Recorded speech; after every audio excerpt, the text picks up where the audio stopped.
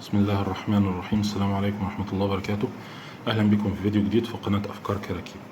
النهاردة هنعمل حاجة بسيطة قوي، إزاي نحضر عجينة فلوكس باستخدام ده حجر الألافونيا من غير أي كيماويات وأي مواد ضارة، أو حتى إن احنا نحطه على النار ونسخنه في أي مرحلة من المراحل. كل اللي احنا هنحتاج نعمله إن احنا نكسر الحجر لحتت صغيرة زي دي. طبعا انا كان عندي حجر قبل كده مكسره، كل اللي هنحتاج نعمله ان احنا هنكسره لقطع صغيره زي اللي انتوا شايفينها قدامكم هنا دي كده. هو على فكره سهل تكسيره، يكسر بالايد زي ما انتوا شايفين. وبعدين هنحطه يا اما حاجه من اتنين، يا اما نحطه في مطحنه توابل، يا اما نحطه في حاجه وندق عليه دق خفيف قوي لحد ما يتحول لبودر ناعم. وانا افضل مطحنه التوابل لسبب بسيط قوي، ان انا لما بطحن بمطحنه التوابل دي بتبقى النتيجة النهائية بودر خفيف قوي وناعم ومش هيكتل مني لما هاجي اعجنه. دي اول حاجة.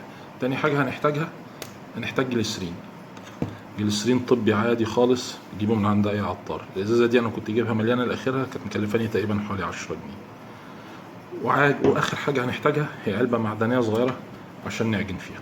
دلوقتي هوريكم نعمل ايه. هناخد، طبعا انت بتعجن حسب الكمية اللي انت عاوزها بالظبط.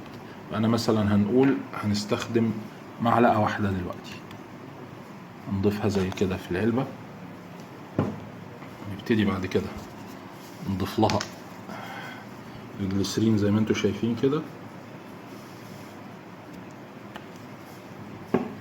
ونبتدي نقلب واحدة واحدة.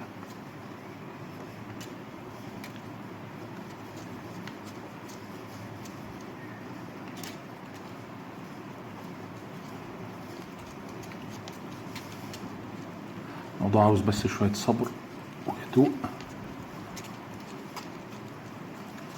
تبتدي تقلب زي ما انتوا شايفين، ابتدت العجينة تخلط تاخد اللون اللي احنا عاوزاه.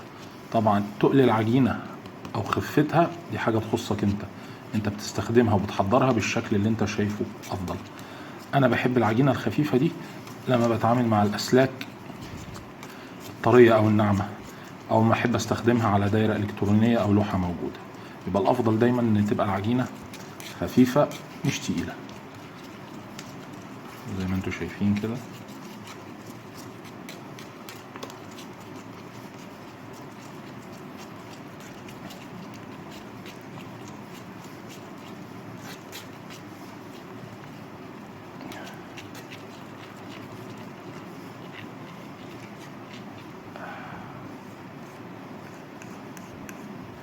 وده زي ما انتوا شايفين بيبقى النتاج بتاعنا اهو، عجينة متناسقة ما فيهاش اي كلاكيع ولا فيها اي حاجة خالص. عشان نجربها اهو، عندي حتة سلك اهو زي ما انتوا شايفين. اسف يا جماعة، كل اللي هعمله ان انا هاخد مسحة صغيرة قوي من العجينة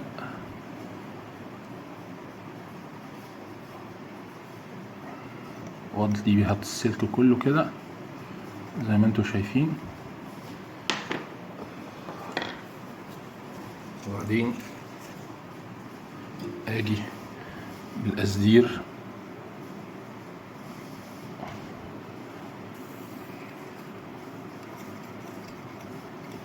زي ما انتوا شايفين كده. القصدير بيمسك في السلك اهو من غير اي مشاكل واي صعوبات، وبيمسك بشكل مناسب وبيدي للقصدير في نفس الوقت لمعة. ودي بتبقى قيمة جمالية للناس اللي بتشتغل وبيبقى مطلوب منها في شغلها ان يبقى في درجة معينة من اللمعة، او الناس اللي بيتم تقييم شغلها في مجال الالكترونيات على درجة النقاء بتاعة الشغل بتاعها. وفي نهاية الفيديو اتمنى ان انا اكون عملت حاجة نفعتكم كلكم، واشوفكم على خير ان شاء الله. وان عجبكم الفيديو ما تنسوش تعملوا لنا لايك وسبسكرايب. شكرا يا جماعة.